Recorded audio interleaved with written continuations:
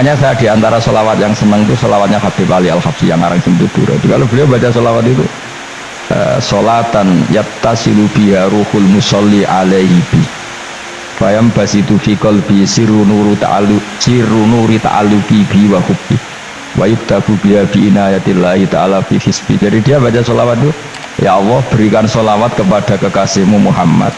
Dengan sholawat ini rohnya saya, musolli itu rohnya saya yang membaca sholawat, bisa sambung dengan rohnya Rasulullah. Dan setelah sambung saya terhitung sebagai orang yang mencintai Rasulullah. Dan saya berharap dari cinta itu saya tertulis sebagai umatnya. Nah aku kan enggak mau sholawat itu mau, saya termasuk orang yang enggak saya loh ya. Tapi ya tetap baik dibanding nganggo primbon ya satu sholawatan ya. Tapi boleh punya etika lah dengan Rasulullah itu. Kalau dungo nyifati Nabi yang banyak ya baru keinginan. Kan banyak itu sholawat yang seperti yang saya misalnya di kitabnya Sayyid Muhammad ada Allahumma sholli ala sayyidina Muhammad nuri kalam alladzi. Wah nyifati Nabi itu sampai panjang lebar baru menceritakan hajatnya. Kalau kamu kan enggak nyifati Nabi basa-basi mau sidik kan. Malah kadang orang misalnya ala Muhammad kok ala Muhammad muni Sayyidina aja di soal misalnya terus hubungannya apa?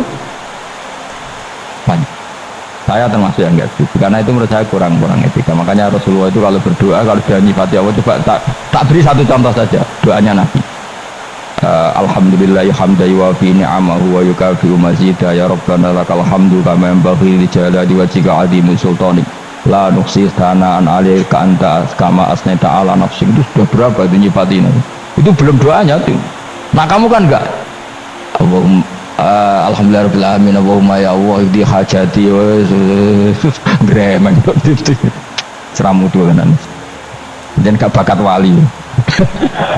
Nanti kalau itu sih dulu. Kalau sering ngamin itu nggak ada ngomong tapi neng hatiku amin itu maksudnya amin barno mawon Gusti. Nanti aku amin tapi amin ku barno mawon Gusti. Wong ora jelas ya berarti. Jadi aku muni amin tapi amin barno maksudnya ya Allah barno amin maksudnya. Jadi karena tadi setahu saya doanya para nabi, para wali itu memang seperti itu. Ya coba itulah doa tadi aja yang saya sebut itu berapa kalimatnya? Apa? Alhamdulillah hamdan yuwafi ni'amahu wa yukafi'u mazidah ya Rabbana lakal hamdu kama yanbaghi li jalali wajhika 'azimi sultanik la nuqsi sana'an 'alaika anta kama asnaita 'ala. Enggak terhitung pujian saya kepada engkau sebanyak engkau memuji pada diri engkau sendiri. Allahumma inni a'udzu biridhoka min sakhatika fi mu'afatika min uqubatika wa bika minka.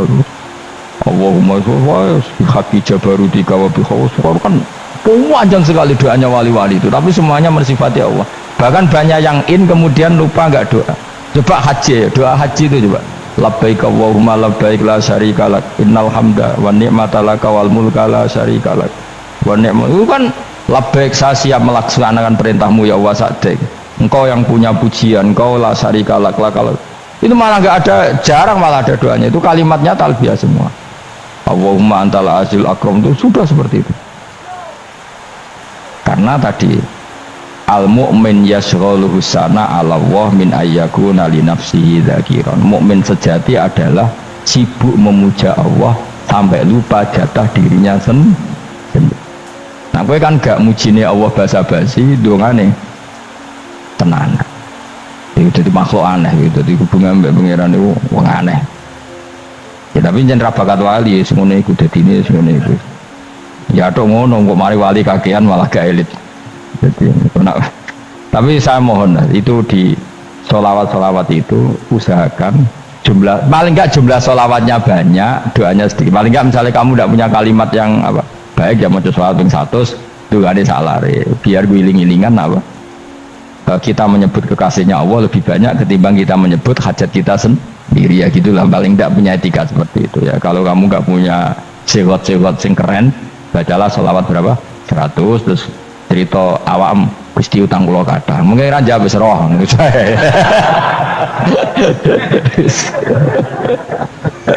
tapi kan kita menyebut kekasihnya sampai 100, nyebut utang bisa, no cowok nyebut kekasih bisa, nyebut utangnya satu. Berarti yang sampean nak ditakoki pangeran, kowe nyebut kekasihku piro pisan, nyebut utang 100 dasar rayu utang ngono-ngono. Ya ada, saya termasuk orang yang nggak setuju tadi. Jadi kalau apa redaksi sholawat cari yang mujinya Nabi lebih apa? Lebih banyak. Karena itu nanti lebih diridhoi Allah Taala. Coba Allah sendiri kalau nyebut nabinya itu hitung saja. Laqad ja'akum rasulun min anfusikum. Jadi rasulun min anfusikum, seorang rasul yang sejenis dengan kamu. Terus azizun, orangnya sangat terhormat. Alaihi ma'anitum, rasul ini siap menanggung apa yang kalian tidak mampu. Kowe ra bakat mlebu swarga baru kaya syafaate Nabi akhirnya mlebu swarga. Kowe ra kelar korban, Nabi tahu mengorbankan kita semua.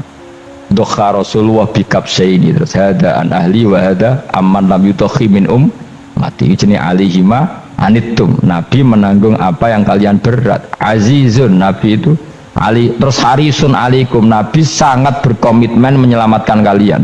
Haris itu keinginan yang berlebihan, itu jenis apa? Haris, kayak kuno namanya ini ngungseng, keinginan yang over. Nabi itu sangat berkeinginan kita ini maslahat. Terus bil mu'minina ra'ufur, Allah yang dat yang super saja kalau nyebut nabinya nyifati sebanyak itu. Ada ayat lagi misalnya, Rabbana wab'ats fihim rasulam minhum yatlu alaihim ayatika. Muhammad itu siapa? Seorang rasul yang membacakan ayat-ayat Allah. Wa yu'allimuhum, seorang rasul yang mengajari mereka alkitab wal hikmah. Wa yuzakkihim, seorang rasul yang membersihkan akhlak-akhlak kita. Jadi artinya Allah punya tradisi kalau nyifati rasul itu banyak. Juga nyifati orang-orang sekeliling Rasul. Makanya menurut saya madhab Syiah itu enggak pas. Karena Allah kalau nyifati Rasulullah itu jika nyifati orang-orang di sekeliling Rasulullah, dan itu dengan pujian. Yaitu Muhammadur Rasulullah walladzina ma'ahu asyidda walal kufar ruhama'u bainahum tarahum ruk'an sejada yabtawuna fadlan minallahi wa nasimahum fi wujuhim min atharis sujud. Itu kan panjang sekali. Dan orang-orang sekeliling Muhammad adalah begini. Kayak apa Allah muji para ashabu Rasulillah? Masa kita ikut kelompok yang menghina ashabnya apa? Rasulillah. Makanya kita tetap madzhab ahli sunnah apa? Wal jamaah, yaitu mencintai semua sahabat. Karena Allah saja yang Tuhan mensifatinya dengan sehormat itu. Mensifati apa? Ashabu Rasulillah. Disifati orang-orang yang saling kasih sayang sama orang mukmin. Tarahum rukaan, sujud dan komitmen hidupnya untuk rukuk dan sujud. Simahum fi wujuhim min asari sujud. Udah asari sujud harus diterjemah, nanti sensitif. Cuma setahu saya asar sujud itu nanti setelah di akhirat orang sering sujud itu jabahnya itu ada nurnya. Tapi kalau ada yang nafsirkan asari sujud itu warna tertentu ya semboy, itu sensitif. Yang jelas asari sujud itu ya sudah seperti itu. Seneng kamu kok kasut. Kowe nyen provokator, nah ono apa ya? Ada hal yang begitu terus mau berlebihan. Teke yakisimun. Nah, kalau ada kepentingan pokoknya ayat si mahum fi wujuhim min asaris sujud, bahwa dalam jabahnya itu ada asaris sujud. Itu masyhur kan, saya terangkan ya, tapi gue udah sensitif loh, biasa wae.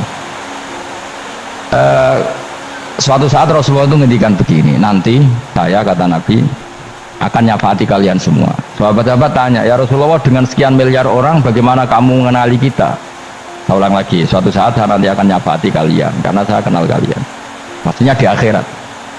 Ya Allah, di akhirat. Terus sahabat tanya, ya Rasulullah bagaimana engkau mengenali kita sementara nanti di akhirat bermiliar-miliar orang gitu. Terus Nabi ngendikan gini, jika kamu punya unta dengan tanda tertentu, saya ulang lagi, jika kamu punya unta punya tanda tertentu, dalam jidatnya ada begini, dalam tangannya ada gini, dalam kakinya ada gini, maka apa kamu bisa membedakan untamu dengan unta orang lain? Ya bisa ya Rasulullah, karena unta kita khas. Misalnya kaki depannya ada putihnya, kaki belakangnya ada putihnya, dalam baduknya ada putihnya.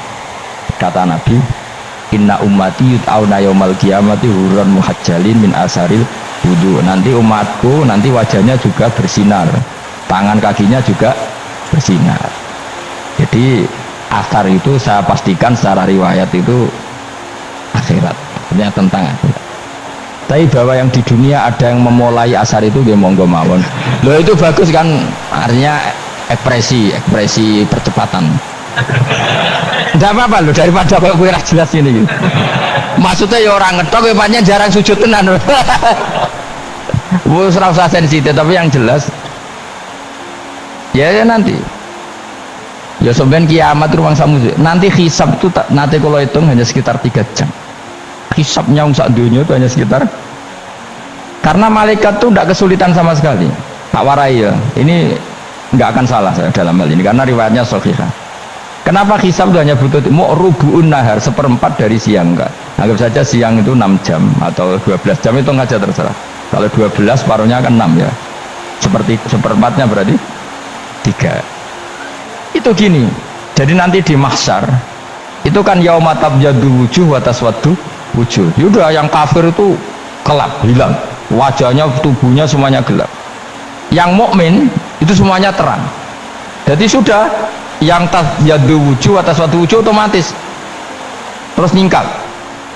Terus pergerakannya itu delala yang tabyaddu wujuh itu ke kanan, yang taswaddu wujuh ke kiri. Maka kamu jangan punya sinar yang kelap-kelip, nanti kena bigo yang karena nggak jelas lagi. Maka kamu harus sinarnya yang sejelas-jelasnya. Ghurran muhajjalin min asar itu. Bila perlu nur kamu sampai menembus langit saat itu. Makanya ketika orang mukmin sudah nurnya ada di muka, ada di tangan, masih ngendikan Rabbana atmim lana nurona, karena takut masih kena bigo tadi. Karena kalau hanya wudhu tok, sikil tok kan, bayangkan di miliaran orang kan bisa agak kelihatan. Tapi kalau nurnya sampai nembus langit kan, itu siapa kok nurnya sampai, kan malaikat langsung tahu. Lane hafal Quran, alim kan insya Allah nurnya itu. Sama zaman itu masih berdoa, Rabbana atmim lana, sempurnakan nur kami. Karena nanti identifikasi malaikat berdasar tadi, kalau ada nur berarti diletakkan ashabal yamin, kalau nggak ada nur ashabas. Nah malaikat yang dibawa bigo itu kira-kira detail nggak? Dugaan saya kalau kelap-kelip pasti kena simal. Wah ini partai kiri, mungkin kan ini. Pemenang yang wudhunya mau dulit sirah tok sidik. Karena anak mazhab Syafi'i. Sebetulnya meskipun itu sebaiknya kalau basuh sirah itu kabeh penora kelap mana aneh pepesah terus dulat-dulat tok. Itu sebenarnya ya itu kelap ya sudah ya. Setelah itu kata ngendikane pangeran yu'raful mujrimuna bisimahum fayukhadu bin nawasi wal aqdam. Orang-orang pendosa kelihatan maka diletakkan di kiri. Nah sama yang orang-orang baik simahum fi wujuhim menasari. Jadi ayat itu jelas tentang akhirat. Tapi kira usah terus merovokasi. Karena kamu kok ya Simun maksudnya provokator. Jadi nanti yang mukmin jelas nurnya. Lah nur ini nanti dengan kadar iman kamu, perilaku kamu. Ada yang kelap-kelip, ada. Nah yang kelap-kelip ini orang kena bigo itu tadi. Nanti setelah kena bigo ikut ashabi simal, yang kelap-kelip disortir lagi malaikat yang bagian detail kan ada nanti. Nah ini terus ditubir neraka. Yang kafir bener-bener neraka, yang ini ditubir neraka. Jadi nanti ini yang ngel-ngelo kanjeng Nabi digoleki ya ini itu. Mana sakit kanjeng Nabi, mana ono kiai soleh darani nek iso soleh dhewe sakit Nabi mergo terus goleki di umatku sing kelap-kelip gitu. Dicari di syafaat. Ya imma langsung dituruti Allah wa imma diubahsikne neraka. Ya terserah rencanamu piye kon aku. Tapi yang jelas apa? Kiamat itu cepat sekali karena tadi ada identifikasi tadi. Makanya hanya cukup 3 jam karena tadi yang jelek kelihatan jelek, yang baik kelihatan baik. Makanya cepat. Ya oraful mujrimuna bisimahum, orang pendosa dikenali lewat alamatnya yaitu taswaddu apa? Wujuh. Kalau orang baik dikenali lewat tabyaddu wujuh. Nah terus setelah nyingkir, ini mana tak warai kiamat. Setelah nyingkir itu faduri babenahum bisuril lahu bab. Setelah tersingkir tadi terus lalu ada pintu penghalang, pintu pemisah.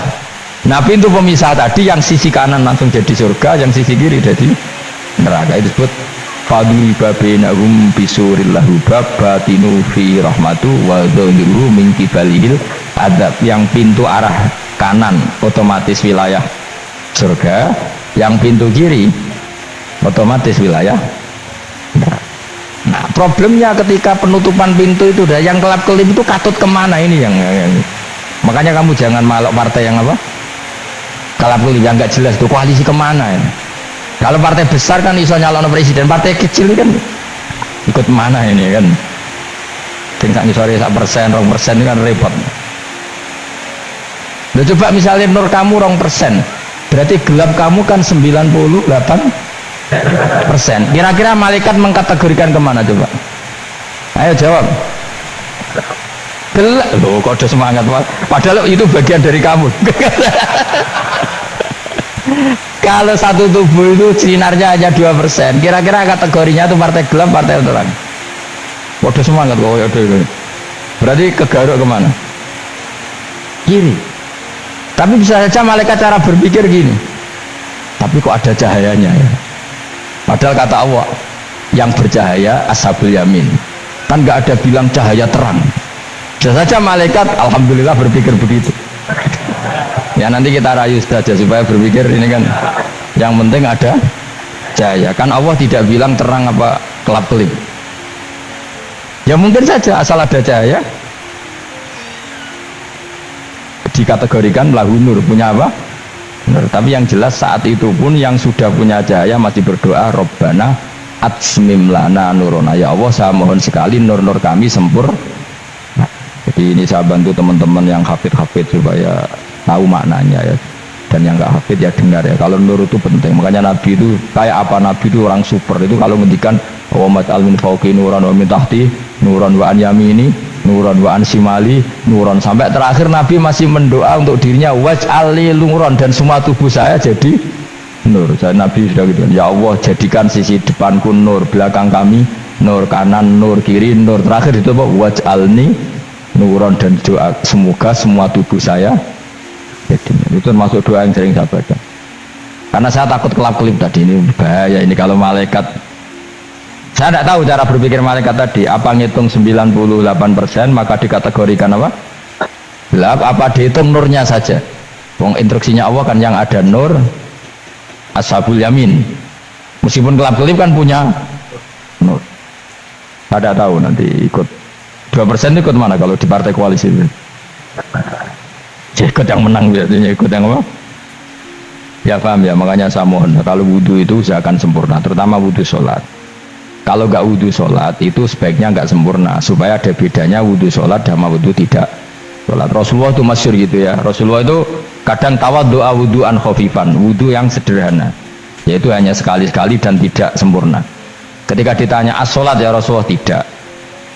Misalnya saya habis makan mau tidur biasanya ya wudhu, tapi tentu tidak perlu sesempurna kayak wudhu sholat, biar ada bedanya. Rasulullah juga gitu, beberapa kali beliau wudhu tapi tidak sesempurna wudhunya untuk sholat. Masyhur itu di riwayat tawaddu'a wudhu'an khafifan duna wudhu'ihi lis sholat. Tapi kalau wudhu untuk sholat asbaghal wudhu, menyempurnakan wudhu. Jadi supaya ada bedanya wudhu sholat dan wudhu tidak sholat.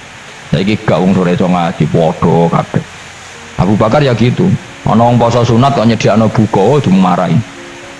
Istrinya pernah nyediakan buka beliau untuk puasa sunat, itu embernya dipecahi Abu Bakar. Ditanya kenapa gitu, apakah kamu akan menyaingi Ramadan? Jadi gak boleh memperlakukan puasa sunat kayak Ramadan. Ya biasa saja kalau puasa sunat wah abe buka kolak opo, Ramadannya ya iri tuh, ini gimana kok saya disaingi ini. Jadi kabeh itu ada proporsinya, ada apa? Makanya megang Quran ya wudhu, megang wudhu. Nah kabeh gitaran terus wudhu, pengiran tersinggung, piye kok menjaga gitar wudhu. Jadi gak boleh kebaikan disaingi, itu juga gak boleh. Bapak gue serke wudhu sampai nyekel gitar.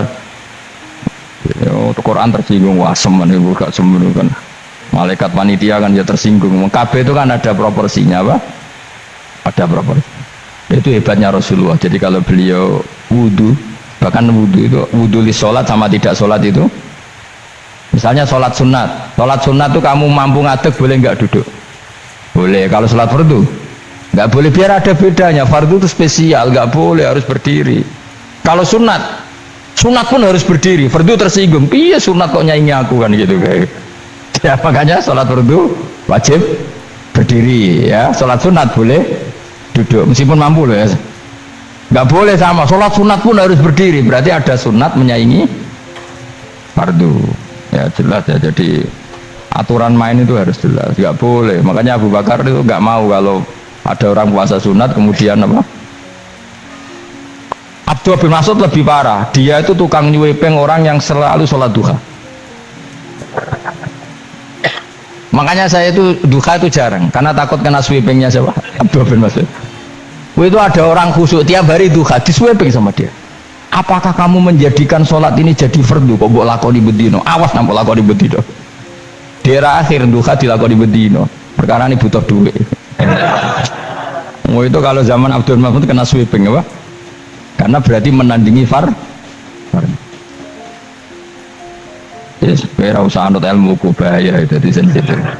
Cuma ini kan ilmu tetap tak utarakan. Biar kamu tahu, nggak boleh fardu disaingi itu nggak. Coba kan banyak ketentuannya tadi. Contoh paling gampang itu apa? Kalau sholat fardu boleh, nggak boleh apa? Duduk. Sholat sunat boleh duduk.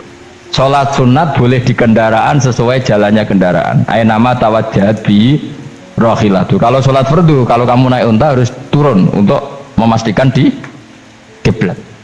Jadi banyak sholat sunat kamu dalam keadaan najis sudah tidak boleh dilakukan. Kalau sholat fardu, karena saking pentingnya fardu, meskipun dalam keadaan najis tidak menemukan alat sesuci harus tetap sholat. Jadinya sholat dihormatil waktu, karena nggak boleh fardu ditinggalkan. Meskipun nanti harus iyadah, karena nggak boleh mengalahkan fardu meskipun itu oleh najis.